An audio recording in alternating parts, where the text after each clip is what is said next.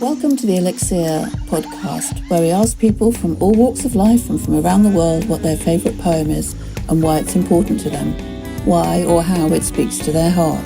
If you have a poem that you would like to share and would like to appear on the podcast, please contact me at helenwing@me.com. Hello and welcome again to another episode of the Elixir Poetry Podcast. Today we're going to be talking to Silindiwe, who lives in Jordan, who is Zimbabwean. Hello, Silindiwe. Hi, Helen. Thank you so much for having me. Oh, it's lovely to have you on the podcast. Have you got a poem that you'd like to read to us? Well, yes, I do. But technically, it's a song that I made up for my son, but I'll read it as though it were a poem. And then maybe at the end, I can be coerced to sing the original. Oh, that would be wonderful. Okay. Would you like to read it to us in English first? Okay. We are overjoyed that you were born on this glorious day. We are blessed and lucky you have brought love into our lives. Grow, Mbulelo, grow old, Mbulelo, and live a long and beautiful life. So Mbulelo is my son. So the song was written for him to celebrate his birthday, because where I come from, everybody sings happy birthday to you, which is, well, not a very exciting piece of music, but it's also just, it seemed to me that we didn't have anything in our own language to mark the birth of our children and to celebrate them and to make them feel that they're special. So I wrote the song for my son. So what language did you write it in, Silindiwe, originally? I wrote it in Ndebele. Mm-hmm. That's technically the language my father's people speak in. My mother's people speak in Xhosa. So if we're being technical, Xhosa is my mother tongue, but Ndebele was the language in which I was raised, because although born in South Africa, I grew up in Zimbabwe. Okay. And there are lots of languages in Zimbabwe. There are technically, but honestly, the main languages that people speak are Shona, which is the majority language, Ndebele, and English. I mean, there's Benda and Bemba and other languages, but they're so small that you hardly ever hear them. Karanga, Kalanga, just so many different other languages, but they're hardly used. Okay, but people speak English quite a lot in Zimbabwe, right? Yes, they do. Yes, they do. But but as you say, it's not the language of your mother and your father, and it's not the language of your country, actually. No, it's not. It's not the language of any member of my family, because of course Zimbabwe was a British colony, and so English was considered to be like the language of the elite and the educated. Mm-hmm. So growing up, especially, everyone was very desperate for their children to speak in English, because that was a mark of, affluence and access to better schools than your average Black person. Mm. And it's always seems so horrifying when people leave behind their mother tongue. I once knew a lovely Portuguese woman who had a child in England, and she was telling me that it was really hard to teach her daughter anything because she was teaching them in English, and she was having to learn English nursery rhymes. And I said to her, why aren't you teaching her Portuguese nursery rhymes and singing to her in Portuguese? And she just said, oh, it's not an important language. We don't live there anymore. And I had real trouble convincing her that it was really important to have the mother's tongue, But I think it's really important. I don't know really why I think it's important, but I think it is something to do with a sense of rootedness and a sense of identity, I completely agree with you, because you find a very similar attitude in Zimbabwe and South Africa, and even in Zambia, where a lot of Black people are raising their children speaking only English. and not able to speak their own mother tongue or any indigenous language at all. Mm-hmm. And I think, it does, it's a loss of culture, of history. And I mean, the death of any language is a tragedy in my eyes. But I think it sort of puts you at a disadvantage when you're functioning in somebody else's tongue. I think that's probably one of the greatest impediments to Africa's economic development, truly. Mm-hmm. Because in as much as it seems as though everybody functions in English, the majority of the population actually doesn't. It's just the people that I associate with and the people that are in my sort of economic bracket. And you create the illusion that that English is the language of knowledge and therefore the language of power, when in fact that isn't necessarily the case. I mean, you do gain lots from being bilingual in any culture because you get to think in different ways. You have different thoughts in different languages, actually, and different structures and architectures to your emotions and your intellect. But that is the strength, that you have two languages, not that you have one, And your son is bicultural, isn't he? Yes. So it's almost doubly important for him to be able to, if you like, inhabit the linguistic and mind structures of both of his parents. I absolutely agree with you there. I mean, I think that was another reason why I wrote the song for him, because his father is Australian. So, of course, when we're together as a family, we will speak English because he doesn't speak Ndebele. And we were living, we've lived in many different countries. And so, of course, the default language when you're in a foreign country is going to be English. So it became even more important for me, for Mbulelo to learn Ndebele and to speak Ndebele, because it's much more difficult when it's just me and him only. And there's no Ndebele offered at any school that he will attend. And so it became a bit of a mania, really, for me to have him learn Ndebele. And so I actually wrote a few songs for him, like lullabies, so that I would sing to him in Ndebele, and I would read him bedtime stories in Ndebele. Oh, lovely. Yeah. Silindiwe, do you mind if I tell our listeners a little bit about you? No, that's sure. Because I think it's important to tell you listeners that Silindiwe teaches as a lecturer in African literatures, and African literatures also by women.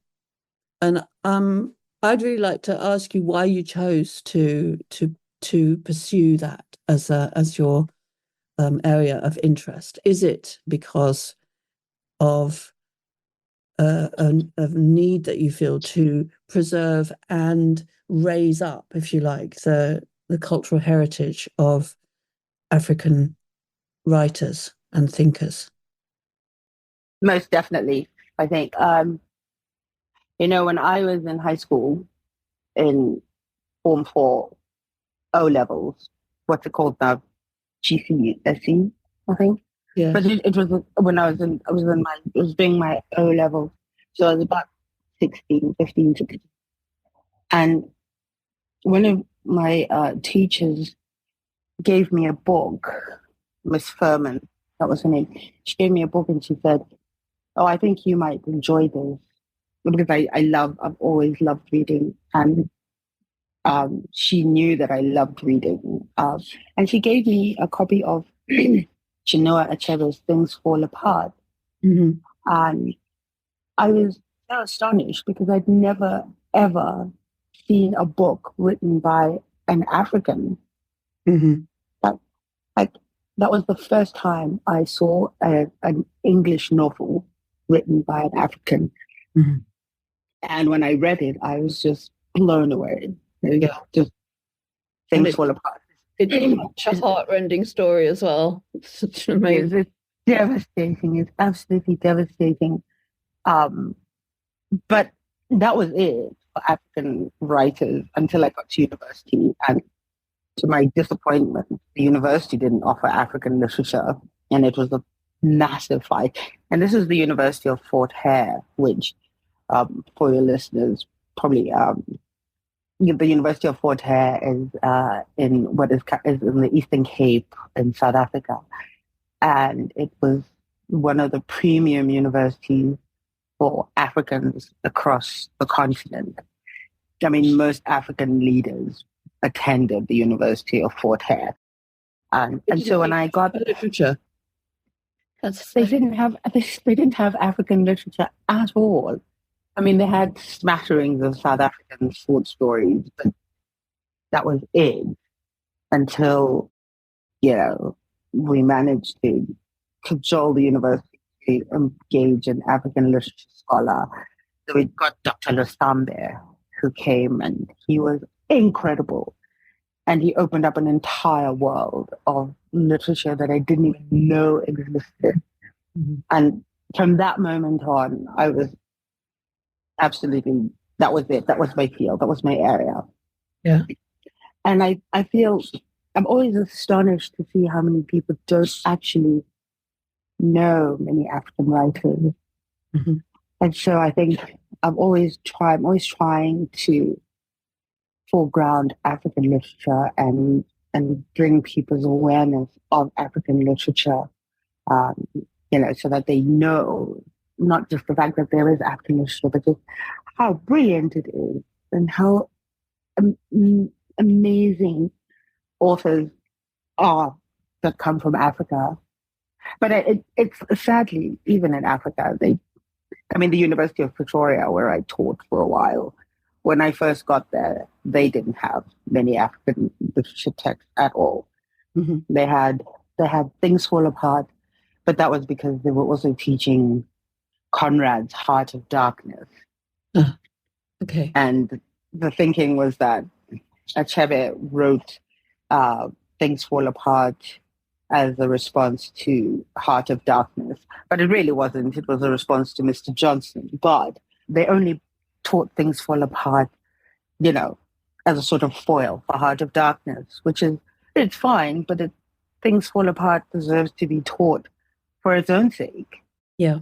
And African literature deserves to be taught as a canon of its own as well, not simply as absolutely post-colonial, as if only in reaction to colonialism have we any sense of ourselves.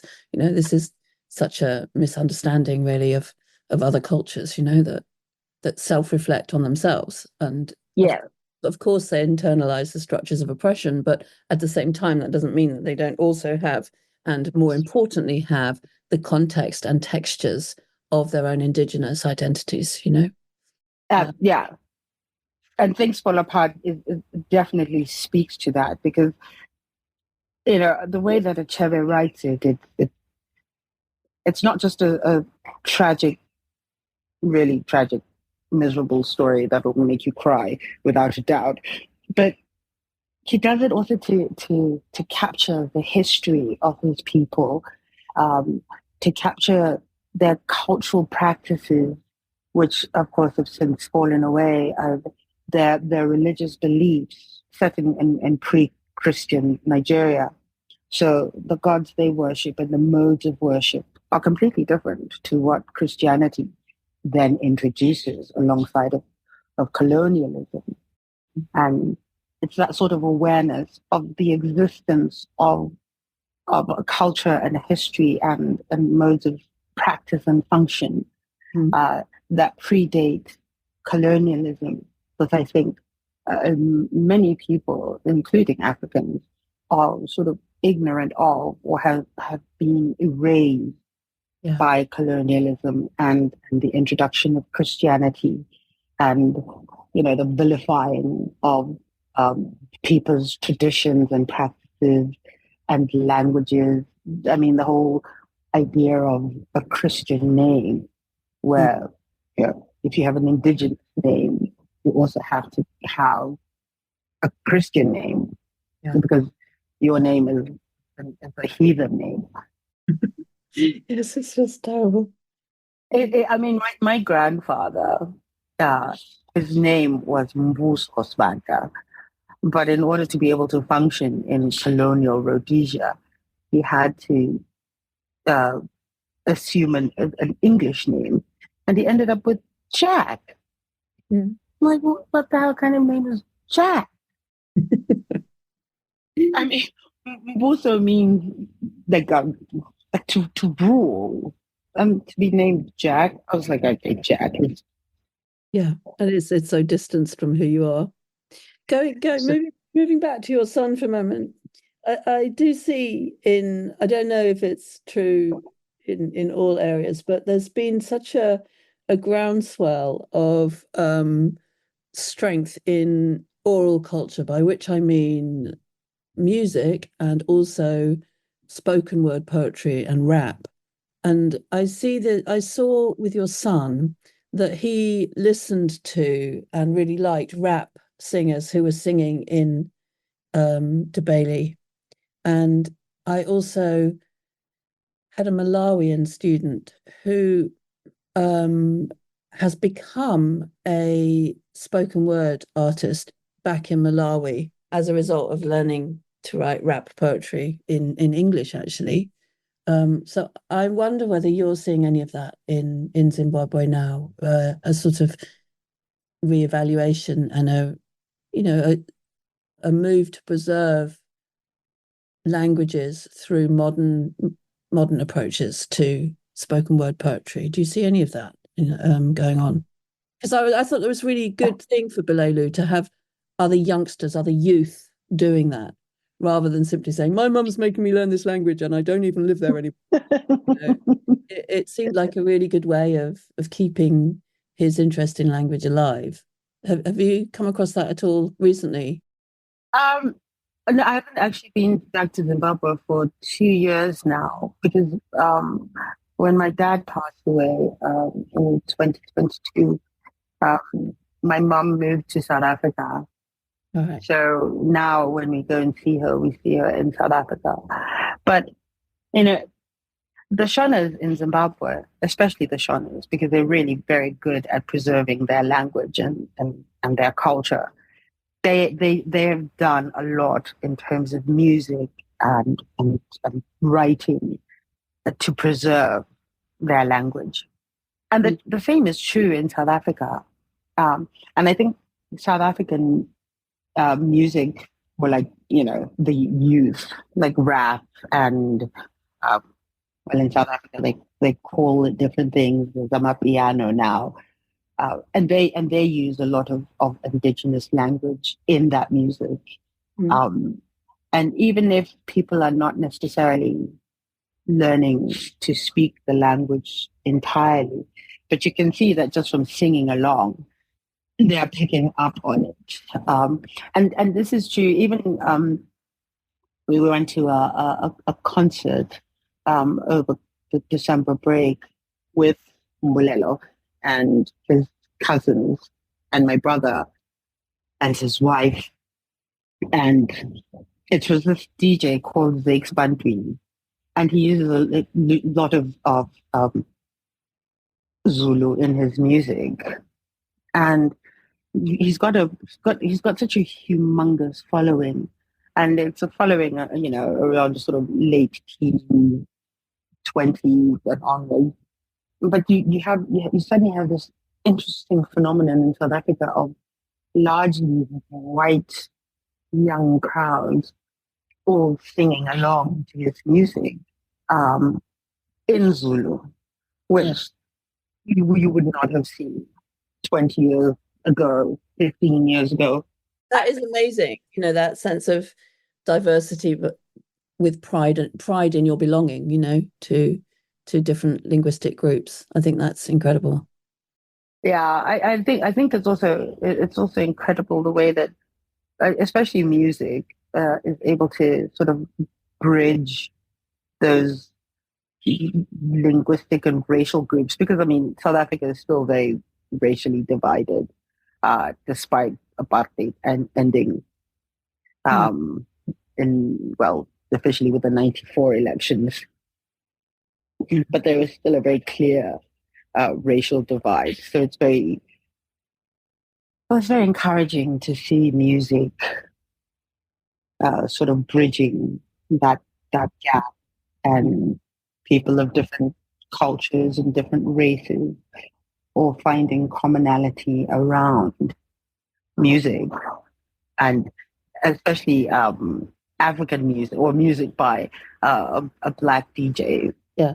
who has become like a household name, not just amongst black listeners, but also amongst white listeners. Yeah. Yeah, it is amazing.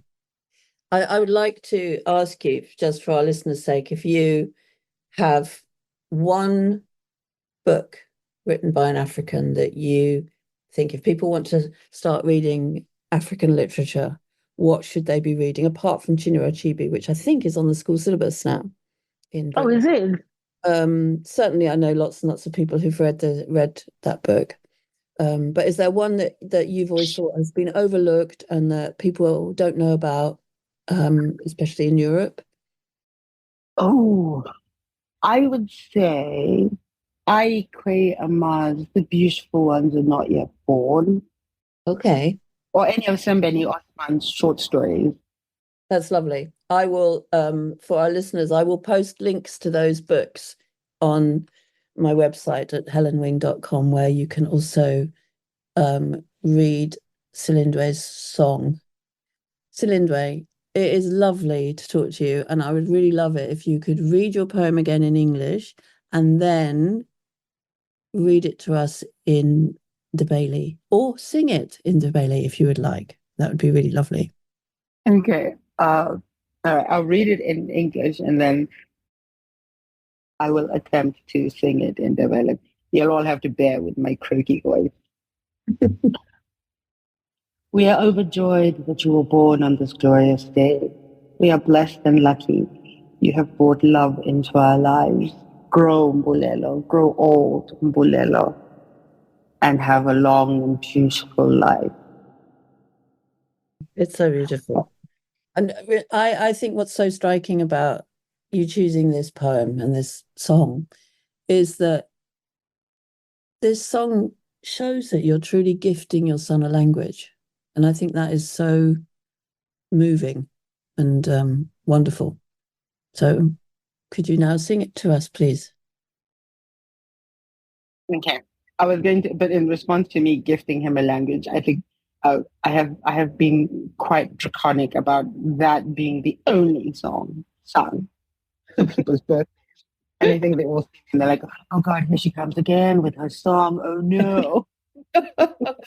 Oh, I think it's lovely. Yep, no. They just have to do it. I don't care. Okay. Here goes nothing. Siyathaba uzelwe ngale mini enhle, silenhlanhla uzelwe usilethele uthando.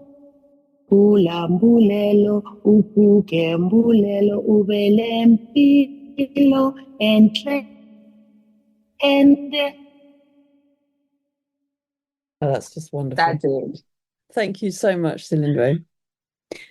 And thank you so much for coming on No, and thank you us. so much for So inviting so me. lovely to hear your poem. And it's lovely. I think it's lovely that people have a poem they've written especially for their child.